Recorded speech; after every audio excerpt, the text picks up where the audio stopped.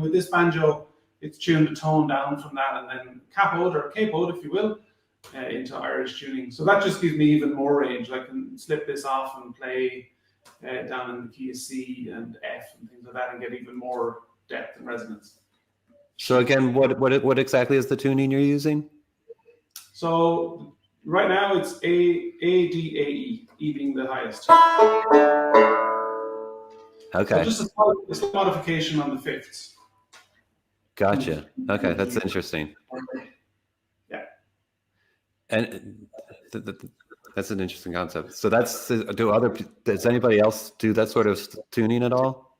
Loads of people do now. I used to teach it when I taught a lot of banjo. I would teach everybody with the G tuned up to A, and so there's a bunch of banjo players that do that way now. Okay. Who plays mandolin in standard tuning and plays banjo with the A tuning. Yeah. I know we've had this question a lot of what is the standard tuning for Irish tenor banjo.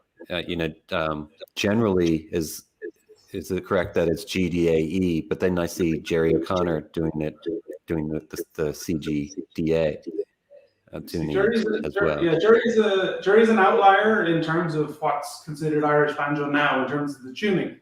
But if you go back to the very first manifestations of Irish banjo in the US in the early 1900s, when you had the Flanagan brothers, James Wheeler, the guys that did the very early recordings, they were all tuned up in the same tuning that Jerry O'Connor uses. And so the first person to tune it like a fiddle was Barney McKenna, who played with the Dubliners.